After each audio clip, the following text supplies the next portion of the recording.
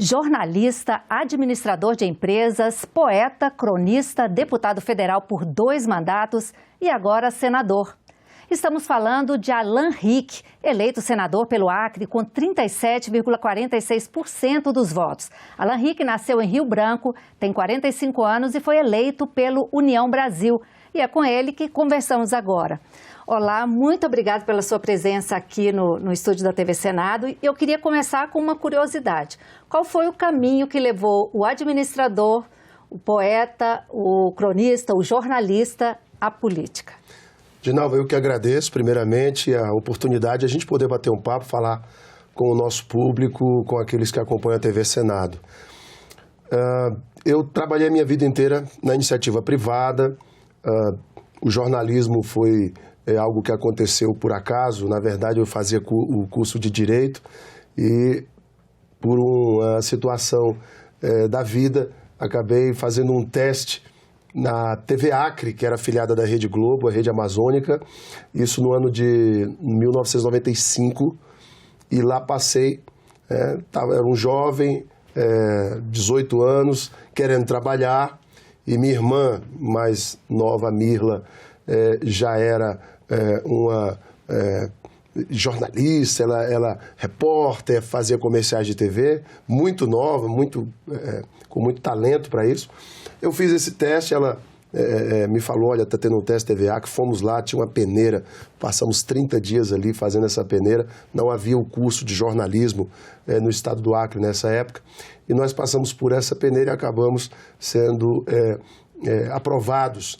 E já iniciei apresentando telejornal da Rede Globo lá no estado, que era afiliada à TV Amazônica, a TV Acre, filiada da Globo. E depois de um tempo, 6 meses, eu fui para a Record, onde fiquei, a TV Gazeta, filiada da Rede Record, onde fiquei por 18 anos da minha vida. E pelo fato de fazer jornalismo político, fiz administração de empresas depois, fiz jornalismo político na minha pós-graduação, o fato de estar todos os dias debatendo com os políticos locais e nacionais, entrevistei presidentes, entrevistei senadores, entrevistei ministros na época, e isso vai te dando um escopo e uma experiência para a área política. E pelo fato de acompanhar a política, estar sempre também fazendo o debate político no Estado, foi um clamor da própria sociedade. A população, foi natural. A população começou, olha, você deve ser candidato, você deve colocar seu nome.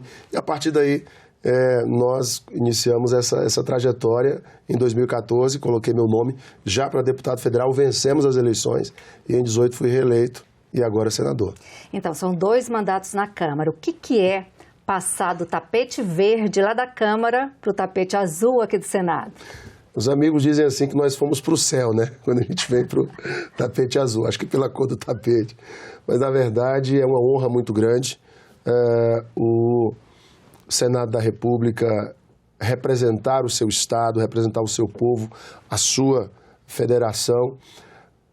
A Câmara é uma grande casa pela qual tenho um enorme carinho, guardarei para sempre no meu coração, porque ali aprendi o processo legislativo, aprendi como um parlamentar, o poder que um parlamentar tem de mudar a realidade do seu povo, aprovando propostas, apresentando suas proposições e votando matérias importantes. Além disso, para um estado pobre como o Acre, um parlamentar tem um peso muito grande, porque ele destina suas emendas parlamentares. E ali, Edinalva, nós conseguimos no estado do Acre fazer uma revolução na área da segurança pública.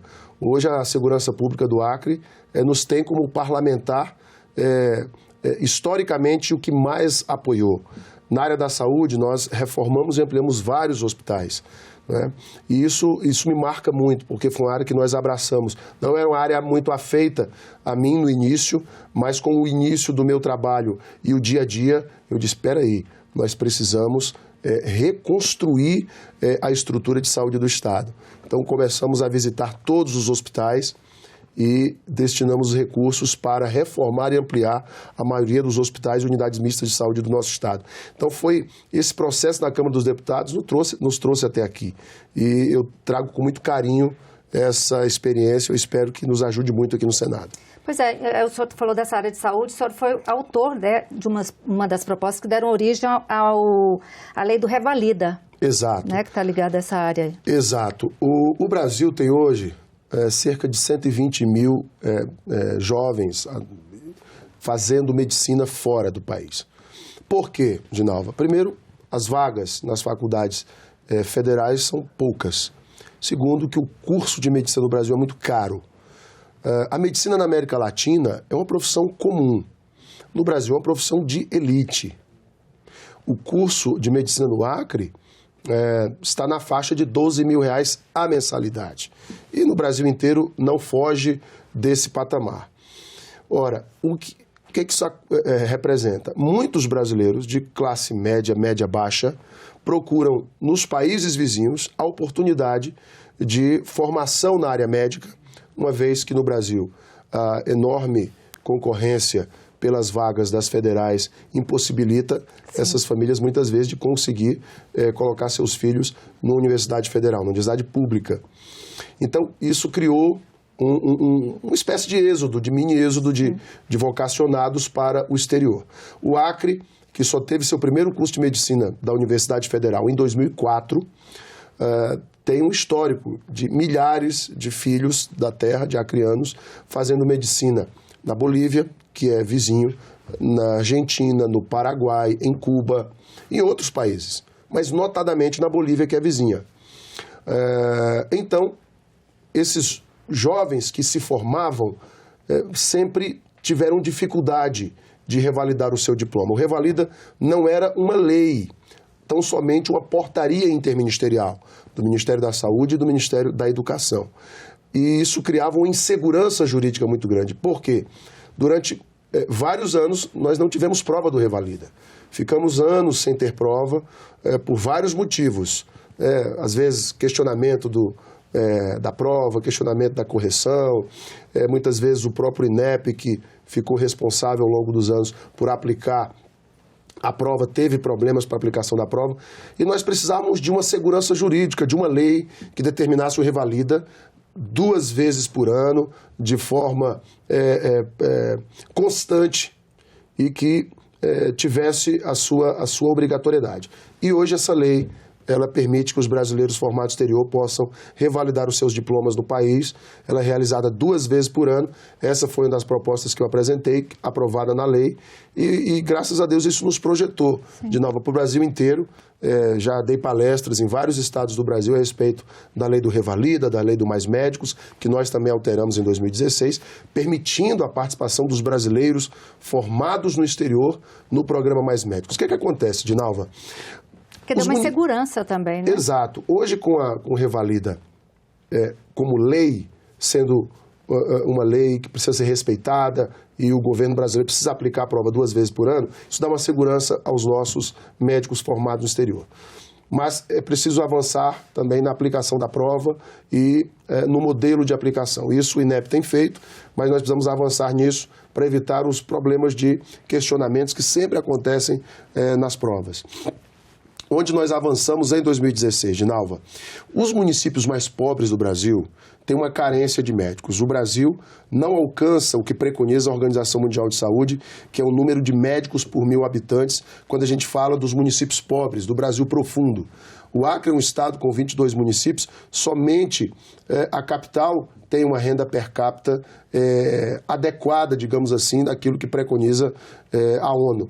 Os demais municípios já têm uma dificuldade de garantir, por exemplo, o provimento médico da atenção básica, que é o médico do posto de saúde, o médico da unidade de saúde que vai atender a população mais carente.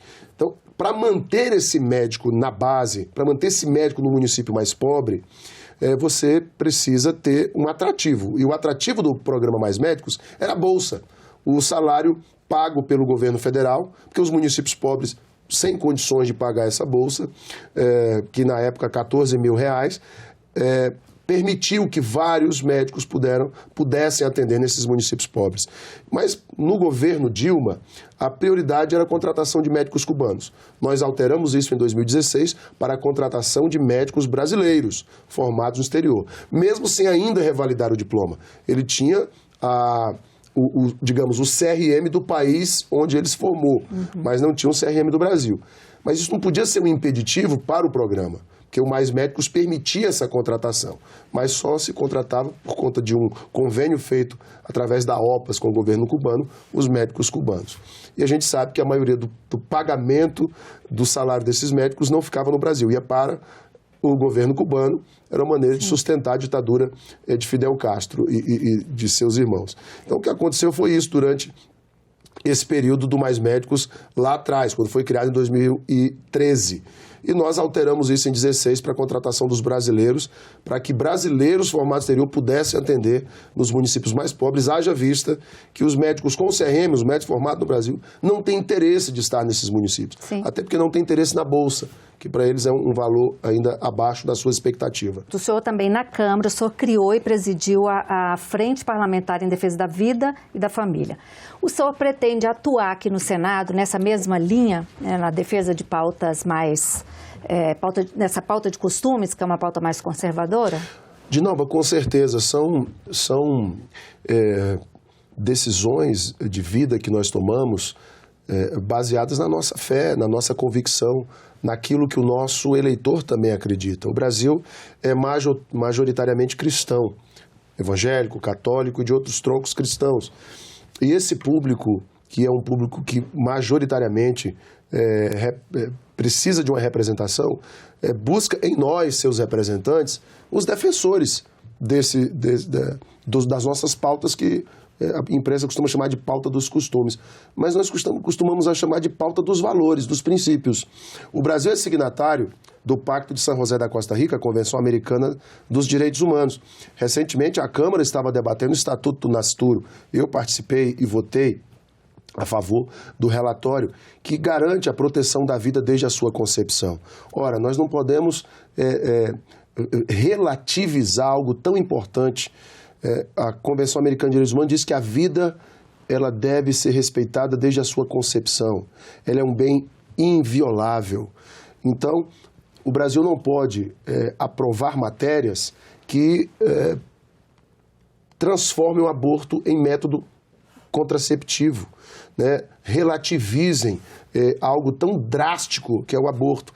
Nós não podemos entrar no mesmo caminho de países que legalizaram a maconha e outras drogas ilícitas. Isso será um desastre para o país. O Brasil não tem nem condições de fiscalizar a venda de maconha, diferentemente de remédios produzidos através da substância, né, do canabidiol, né? O remédio produzido que tem indicação médica, eu sou favorável. Agora, o uso da maconha recreativa, o uso de outras drogas, substâncias ilícitas que vão prejudicar a saúde, vão causar dano também à nossa saúde pública, sou contrário. Então, são vários temas, né? Essa temática também do abuso, muitas vezes, né, de alguns educadores, né, em relação à doutrinação dentro de sala de aula. Isso é uma questão que nós temos que ter muito cuidado, respeitando, obviamente, os professores, que em sua esmagadora maioria são pessoas que merecem todo o respeito do povo brasileiro.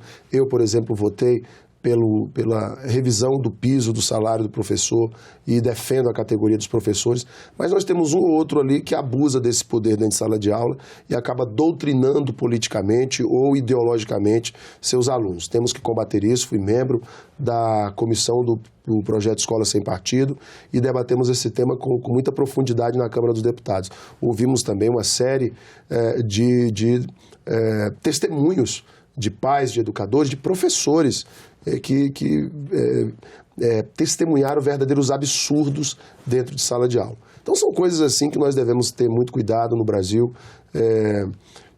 As pautas conservadoras são pautas que nos são muito caras e nós trabalharemos com muito afinco aqui no Senado da mesma maneira. Em termos de apresentação de propostas ou debate? Da mesma forma, apresentando propostas, fazendo debate, participando com muita contundência desse debate. Aqui no Senado nós temos grandes amigos conservadores, o senador Girão, o senador Lazier, temos a volta aí de Magno Malta, teremos Damares, temos muita gente que tem essa mesma visão nossa, de defender alguns princípios que para nós são muito caros, mas sempre com muito equilíbrio, com inteligência, fazendo um bom debate e levando ao povo do Brasil, o povo brasileiro, o nosso entendimento de que o nosso país, a maioria, o desejo do cidadão majoritariamente cristão brasileiro deve ser respeitado. Agora, o senhor também fez parte da bancada evangélica. O senhor, se fala que o senhor era pastor, mas o senhor me disse que não é pastor. É isso, né? Sou um líder lá na minha igreja, tenho um carinho muito grande, durante um tempo pastoreei por lá, mas hoje sou um líder e a bancada evangélica tem um papel enorme. Pois é, o senhor faz parte parte da bancada evangélica lá. Fé e política. Acho que nessa eleição a gente nunca essas duas coisas nunca estiveram tão próximas, né? Assim, a política entrou dentro das igrejas, não falo só nas igrejas evangélicas, não. O senhor acha que esse é um caminho natural?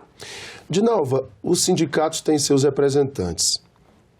O setor agro tem seus representantes. O setor da segurança pública tem uma bancada fortíssima.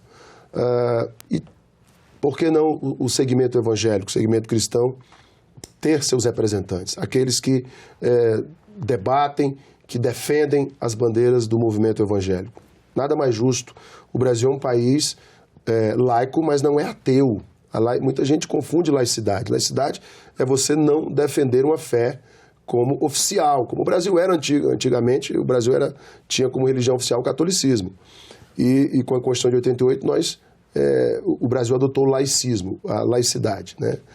O que significa que não é ateu, que não é um país que rejeite a fé. A nossa Constituição garante a nossa liberdade de culto, garante a liberdade de fé e de crença de todos nós. Então, os evangélicos, obviamente, querem ocupar o seu espaço. Os católicos, né, são também extremamente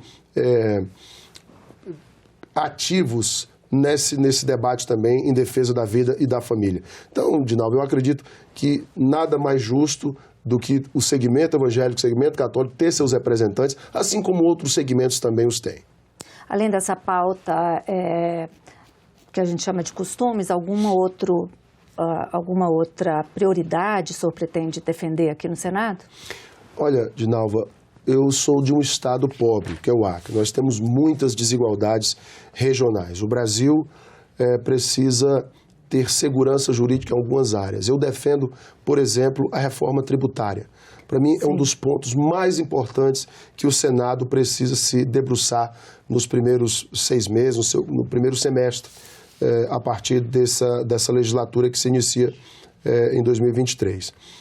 A reforma tributária, ela precisa ser uma decisão política do Congresso e do governo. O Brasil, hoje, tem um dos sistemas mais complexos, um dos sistemas mais difíceis do mundo.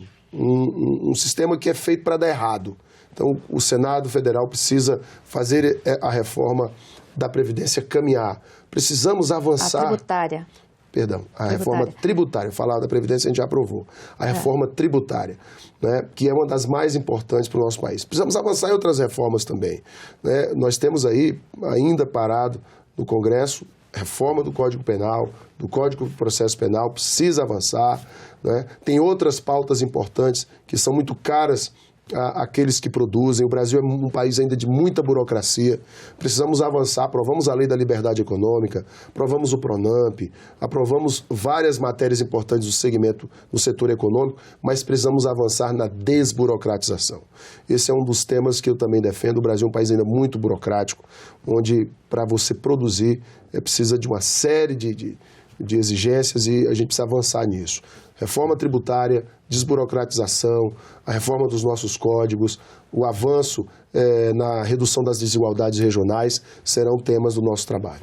E são temas, assim, a reforma tributária, que estão sempre na pauta e não consegue avançar, né? É porque o prefeito quer a reforma de um jeito, o governador de outro jeito, a Receita Federal quer do seu jeito, o setor produtivo quer do seu jeito. Gente, precisa sentar todo mundo e dizer, olha, a reforma possível é essa. O que eu defendo na reforma? Mas o que o senhor defende? Simplificar. O Brasil não pode ter esse arcabouço enorme, né, de matéria tributária, um monte de tributos, um monte de taxas, de impostos são cobrados. Uma empresa, o cidadão tem que ter um escritório de contabilidade para fazer sua declaração de imposto de renda. A empresa precisa ter um escritório de contabilidade para cuidar das suas contas. Isso é inadmissível. É muita burocracia. É muita burocracia, é muita dificuldade sobre os ombros do cidadão, da pessoa comum e de quem gera emprego e renda nesse país. Precisamos simplificar. Se cria um imposto federal, um imposto estadual, um imposto municipal, pronto. Cada um vai ter sua parte no bolo. Simplifica, resolve esse problema de uma vez, né? Isso não quer dizer que o governo vai perder a arrecadação. Com a simplificação, você vai acabar chamando, né, aqueles que estão na informalidade para a formalidade. E eu acredito que o país vai acabar tendo até um incremento da sua arrecadação se simplificar o seu sistema tributário. Agora, o senhor foi eleito pela União Brasil, que deve continuar sendo a segunda maior bancada, né, aqui no Senado, com 12 parlamentares, se não me engano. União Brasil tem 10 parlamentares. 10 parlamentares. Já existe um posicionamento do partido com relação à atuação aqui no Senado?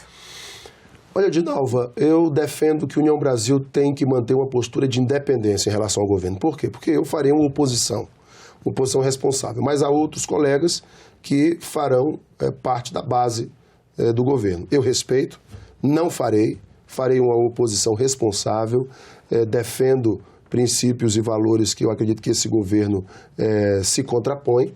Então, farei uma oposição, mas uma oposição equilibrada, responsável, votando naquilo que for bom para o Brasil. Votarei com muita responsabilidade, farei o debate com muita responsabilidade.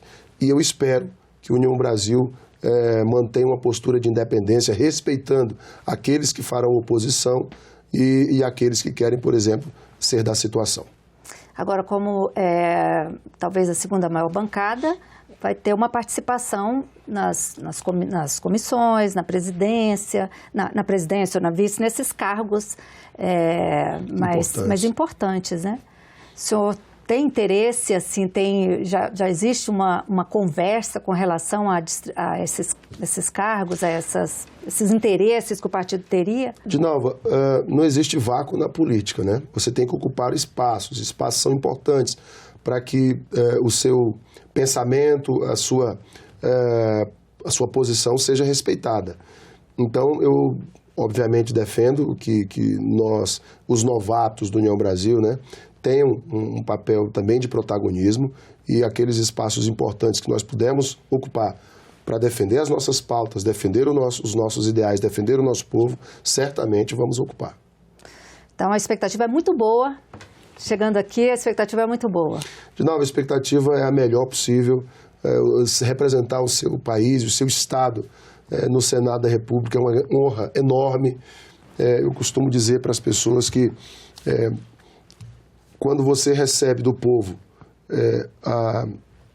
um mandato, você recebe a delegação de representar a sua população na mais alta casa do país, que é o Senado da República, eu digo que isso tem que ser levado com muita responsabilidade. Nós não podemos brincar com o futuro do povo brasileiro. Temos que ser muito cientes daquilo que o povo precisa. Vivemos um tempo de muita polarização nas ruas. E o papel do Senado é muito importante. Pois é, como fazer... hoje é preciso pacificar o país, né? O senhor acredita que isso possa acontecer? Olha, eu não torço para que o governo que venceu as eleições dê errado. Eu torço para que o nosso país avance. Quem torce para que o país afunde não é brasileiro. Eu torço para que o nosso país renasça, para que nós consigamos gerar emprego. né? E nós vamos trabalhar por isso aqui no Senado. Se o governo não conseguir fazer, nós vamos buscar fazer. A Câmara foi muito protagonista no governo Bolsonaro, fez um trabalho extraordinário, nós ajudamos os estados e os municípios, né? Aprovamos o Fundeb, o novo Fundeb, aprovamos reformas importantes. E eu acho que quando a economia vai bem, quando o governo demonstra que está trabalhando e resolvendo as reais necessidades do povo brasileiro, as coisas começam a se encaixar. Eu espero, de todo o meu coração, que o governo que venceu as eleições faça o seu papel. E nós vamos fiscalizar, nós vamos cobrar, nós vamos acompanhar de perto, porque o povo brasileiro espera isso de nós. Ok, muito obrigada, eu te agradeço muito por ter conversado com a gente, te desejo um excelente mandato e estaremos aqui, vamos conversar outras vezes. Ginalva, um prazer para mim, muito obrigado e conte conosco para estarmos aqui sempre batendo um papo contigo, muito obrigado. Ok. Essa entrevista e todos os nossos outros programas estão disponíveis para você rever ou compartilhar no nosso site, senado.leg.br/TV ou no nosso canal no YouTube. Obrigado pela companhia e até o próximo programa.